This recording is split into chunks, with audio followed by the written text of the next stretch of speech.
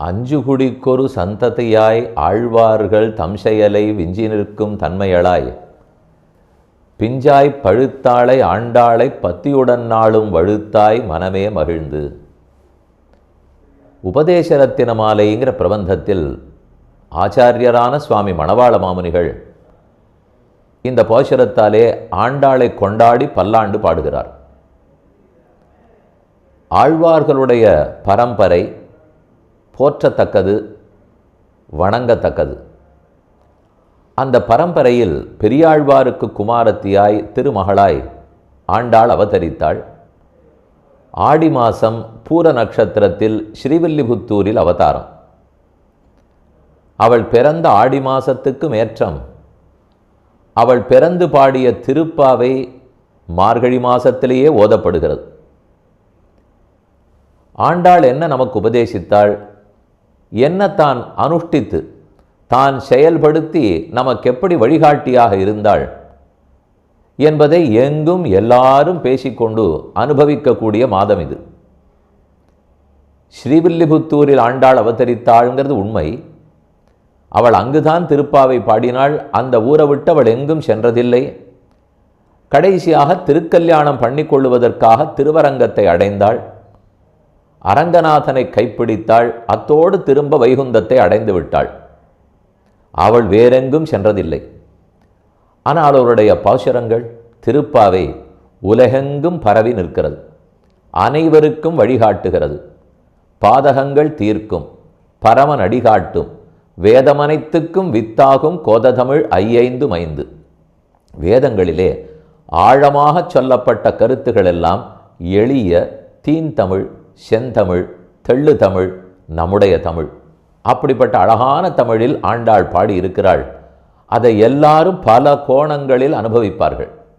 நமக்கு 4 நாட்கள் கொடுக்கப்பட்டுள்ளன. இதிலே சுருக்கமாக ஆண்டாள் இன்னென்ன விஷயத்தை பற்றி என்ன கூறியிருக்கிறாள் என்று கூறுகிறேன். சில விஷயம் வேதாந்தத்திலிருந்து இருக்கலாம், இராமாயணத்திலிருந்து இருக்கலாம், புராணங்களிலிருந்தும் மற்ற ஆழ்வார்களுடைய பாசுரங்களிலிருந்தும் இருக்கலாம், எப்படியும் இருக்கலாம். கொடுக்கப்பட்ட தலைப்பு நம்முடைய தூக்கம். எடுத்தெடுப்பில் தூக்கத்தை பற்றி பேச வேணுமா நீங்கள் யோசிக்கலாம். அது இல்லாமல் தவிப்பவர்கள் எத்தனை பேர். அதனால் தூக்கம் மிகவும் முக்கியமானது. அதே சமயம் தேவையற்ற தூக்கம் தள்ளத்தக்கது. தூக்கம், நம்முடைய தூக்கம் என்னன்னு ஒரு நாள் சொல்லுகிறேன். அடுத்தது நாம் விழித்து கொள்ள வேண்டும். தூங்கினவன் விழித்துத்தானே ஆக வேண்டும். நம் விழிப்புங்கிறது யாது, இது அடுத்த நாள் பார்ப்போம். விழித்த பிற்பாடு செயல்பட வேண்டாமா? அதனால் நம்முடைய செயல் என்னவாக இருக்க வேண்டும், 3ஆம் நாள் பார்ப்போம். நாம் தூங்குகிறோம், நாம் விழுக்கிறோம், நாம் செயல்படுகிறோம். எதுவானாலும் பெருமானுடைய கட்டாட்சமும் அருளும் இருந்தால் தானே நடக்கும். அதனால் அவனுடைய விழிப்பு, கண்ணனுடைய விழிப்புங்கிறத கடைசி நாள் அன்னைக்கு பார்ப்போம். இந்த முதல் 3 நாட்களும் கேட்பதை புரிந்து கொள்ள வேண்டும், நடைமுறைப்படுத்த வேண்டுமானால் கடைசி நாள் கேட்கிற கண்ணனுடைய அருளை பற்றி தெரிந்து கொண்டே ஆக வேண்டும். 4 நாட்களும் நீங்கள் பார்த்துத்தான் ஆக வேண்டும் என்பதற்காக மட்டும் நான் சொல்லவில்லை. 4 தலைப்புகளும் ஒன்றோடொன்று தொடர்பு கொண்டவைங்கிறதுக்காக கூறினேன். ஆழ்வார்களுடைய செயலை விஞ்சி நின்றவள் ஆண்டாள். மொத்தம் ஆழ்வார்கள் 10 பேர்னு சொல்லுவார்கள், 12 சொல்லுவார்கள். 10 பேர், ஆண்டாளும் மதுரகவி ஆழ்வாரும் சேர்த்தால் 12. இந்த 12 பேர்களுக்குள் 11 பேர் ஆண்கள், ஒரே ஒரு ஆழ்வார் மட்டும்தான் பெண். ஏனைய 11 பேரும் வயதானவர்கள். பிறந்து அப்படியே மெதுவாக வயதாகி 30 வயசு, 60 வயசு, நூற்றுக்கணக்கான வயசு. திருமழிசையாழ்வாருக்கு 4700 ஆண்டுகள் வயது. அத்தனை வருஷம் வாழ்ந்தார். இப்படியெல்லாம் வாழ்ந்தவர்கள் ஒரு பக்கம், 5-6 வயசு பெண் குழந்தை ஆண்டாள் மற்றொரு பக்கம்.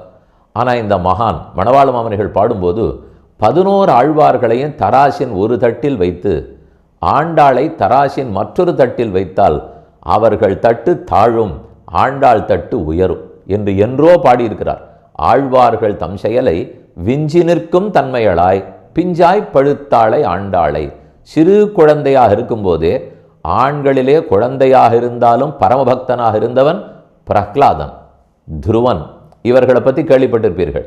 பெண்களில் அதை காட்டிலும் வசத்தியாக ஆண்டாள் கண்ணனுக்கென்றே வாழ்ந்தாள். அவனை அடைவதற்கே 2 திவ்ய பிரபந்தங்களை பாடினாள். அதேதோ தமிழில் பாடப்பட்டிருக்கிறதே, பெண் குழந்தை பாடினாளே, சிறு வயது குழந்தை பாடினாளே, இதெல்லாம் தவறான அபிப்பிராயங்கள். மகான்கள் ஒத்துக்கொண்டது, ஆச்சாரியர்கள் ஒத்துக்கொண்டது. இந்த பிறப்பிலை இவ பாடினது ஆழ்வார்கள் தம் செயலை விஞ்சி நிற்கும். அவள் பாடினதுடைய அர்த்தம் வேதம் அனைத்துக்கும் வித்து. வேதமே இதிலிருந்து பொருள் எடுத்துக்கொள்ளலாம். வேதத்தினுடைய தேர்ந்த கருத்தத்தனை இதில் உள்ளது. அப்படி ஆண்டாள் என்ன பாடினாள்? நீளா துங்கஸ்தனிகிரி தடி சுப்தம் உத்போத்திய கிருஷ்ணம் பாரார்த்தியம் ஸ்வம் ஸ்ருதி சத சிரசித்தம் அத்தியாபயந்தி சோச்சிஷ்டாயாம் ஸ்ரஜனிகளிதம் யாபலாத்கிருத்திய புங்கே கோதாதஸ்ஸை நமைதமிதம் பூய ஏவாஸ்து பூயா. அன்னவயல் புதுவையாண்டாள் அரங்கற்கு பன்னு திருப்பாவை பல்வதியம் இன்னிசையால் பாடிக் கொடுத்தாள். நற்பாமாலை பூமாலை சூடிக் கொடுத்தாளை சொல்லு. சூடிக் கொடுத்த சுடற்கொடியே தொல்பாவை பாடியருளவல்ல பல்வளையாய் நாடி நீ வேங்கடவர்க்கென்ன விதி என்னையும் மாற்றம் நான் கடவா வனமே நல்கு. இதுதான் திருப்பாவைக்கு தனியன்கள். கண்ணன் தூங்கி போய்விட்டாராம். தூங்கின கண்ணனை ஆண்டாள் துயில் எழுப்புகிறாள். நான் உனக்கே தொண்டுபட்டவள், நான் உனக்கே அடிமை என்று கண்ணனுக்கு அறிவிக்கிறாள். கண்ணனுக்கு ரொம்ப சந்தோஷம். இந்த விஷயத்தை எல்லாருக்கும் நீ எடுத்து சொல்லு என்று கூறினார். ஆண்டாள் யாரோ நினைக்க வேண்டாம். வைகுந்தத்தில் இருக்கும் ஸ்ரீதேவி, பூதேவி, நீளாதேவி நாச்சியார்களுக்குள் பூமி தேவி நாச்சியார் தான் ஆண்டாளாக பூமியில் பிறக்கிறாள். இன்றோ திருவாடிப்பூரம் எமக்காகவன்னோ இங்காண்டாள் அவதரித்தாள். குன்னாத வாழ்வான வைகுந்த வான்போகன் தன்னை இகழ்ந்து ஆழ்வார் திருமகளாராய். பூமாதேவியின எவ்வளவு மகிழ்ச்சியில் திளைத்து கொண்டிருப்பாள். வைகுந்தத்தில் இருக்கிற வாழ்வை விட்டு விட்டு யாரேனும் கீழே வருவார்களா? இங்கே மாளிகையில் வசிக்கிறவன் ஒரு பெரிய வீடாக இருந்தாலே அதை விட்டுட்டு ஒரு சின்ன வீடாக இருக்குது, ஏதோ பழுது பார்க்கணும், வெள்ளை அடிக்கணும், ஒரு 15 நாளைக்கு இன்னொரு வீட்டில் தங்கிக்கொண்டால் அதுவே நம்ம மனசு ஒத்து வராது. என் வசதி வாழ்க்கையை நான் ஏன் விட்டு கொடுக்க வேணும்னு 1000 புகார் பண்ணுவோம். ஆனால் வைகுந்தத்தில் இருக்கிற ஆண்டாள் நம்ம பூமிக்கு வந்து நம்மோடு பரிமாறி நமக்கு உபதேசிக்க வேணுமானால் எத்தனை நல்லெண்ணம், பரோபகார சிந்தனை. அப்படி ஆண்டாள் நமக்கு என்ன சொல்லி கொடுத்தாள்? வாயினால் பாடி மனத்தினால் சிந்திக்க தூமலர் தூவி தொழுது. வாயார கண்ணனை பாட வேண்டும், நாமங்களை சொல்ல வேண்டும். இது நாப்படைத்த பயன். மனத்தினால் சிந்திக்க, மனதார பெருமானை தியானிக்க வேண்டும். இது உள்ளம் பெற்ற பயன். தூமலர் தூவி தொழுது, கைகளாலே பெருமானுக்கு மலர்களை கொண்டு அர்ச்சனை பண்ண வேண்டும். மனம், மொழி, மெய். மனோவாக்காயம்னு சம்ஸ்கிருதத்தில் சொல்லுவார்கள். மனம், மொழி, மெய், இந்த 3 நாளையும் பெருமானை ஆசிரியிக்க வேணும். இந்த உயர்ந்த கருத்தை நமக்கு எளிமையாக சொல்லுவதற்கு திருப்பாவை பிறந்தது. அதற்குத்தான் ஆண்டாளுடைய அவதாரமே. இந்த உண்மை யாருக்கெல்லாம் தெரியவில்லையோ அவர்கள் அறிவின்மையில் உழல்கிறார்கள், அவித்யையில் இருக்கிறார்கள். அந்த அறிவின்மையைத்தான் தூக்கம் தூக்கம்னு சொல்லுவார்கள். இன்னைக்கு நம்முடைய தூக்கம்னு பார்க்க வேண்டும். 3 விதமான தூக்கத்தை பற்றி சொல்கிறேன். தினப்படி எப்பவும் நாம் தூங்குவது விழிப்பது நிச்சயம் வேணும், இல்லைன்னா களைத்து போய்விடுவோம். எத்தனை நேரமானாலும் ஒரு 3 மணி நேரம் 4 மணி நேரமாவது படுக்கையில் படுத்து எழுந்திருந்தால்தான் மறுநாள் வேலை ஓடும். இந்த தூக்கம் எல்லாரும் அறிந்த தூக்கம். இது தேவையான தூக்கம். அடுத்து சொல்ல போகிறது தேவையில்லாத தூக்கம். தேவையான தூக்கம் எல்லாருக்கும் தெரிய வேணும். இதே காலையில் எழுந்திருக்காமல் அது மெதுவே 10 மணி நேரம் தூங்கினால், தேவையற்ற நேரத்திலெல்லாம் தூக்கம் வருமானால், உட்கார்ந்து கொண்டே இருக்கும்போது, ஏன் இந்த உபன்யாசத்தை நீங்கள் கேட்டுக்கொண்டே இருக்கும்போது தேவையற்று கண்ணை அழுத்தி தூக்கம் வருமானால், இத்தனைக்கும் கொஞ்ச நேரம் முன்னாடி தான் தூங்கி எழுந்திருக்கோம், இருந்தாலும் தூக்கம் வருமானால் இது தேவையற்ற தூக்கம் தானே. அப்போ நல்ல தூக்கம், வேண்டிய தூக்கம், தேவையற்ற தூக்கம், வேண்டாத தூக்கம். இந்த 2 தூக்கத்தை தவிர இன்னும் 2 தூக்கங்களை அறிந்து கொள்ள வேண்டும்.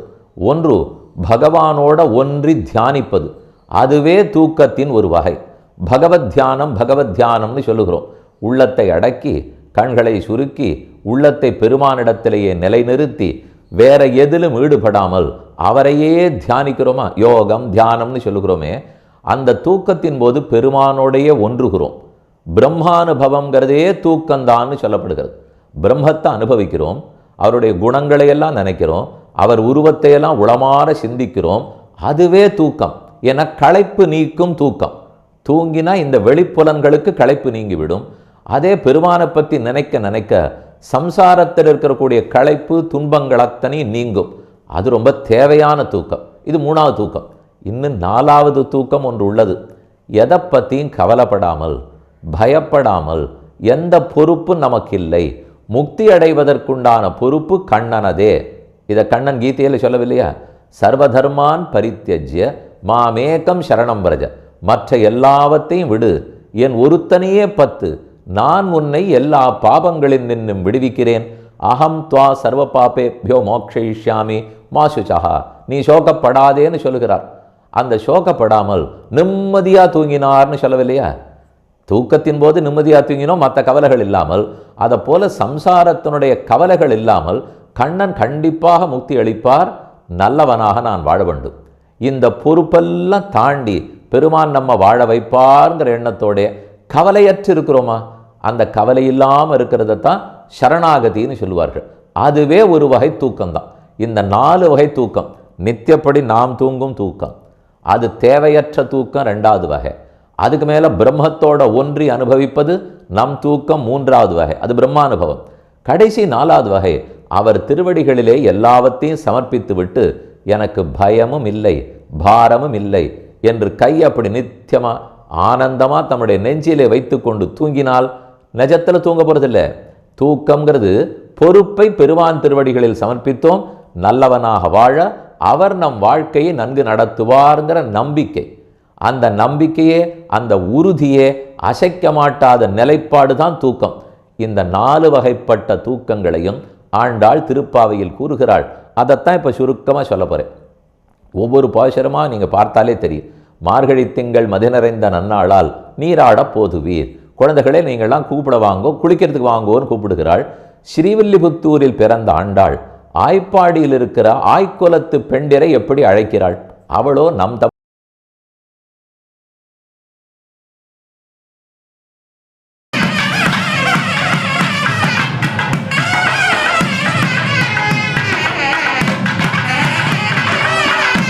அதைத்தான் இப்போ சுருக்கமாக சொல்ல போகிறேன்.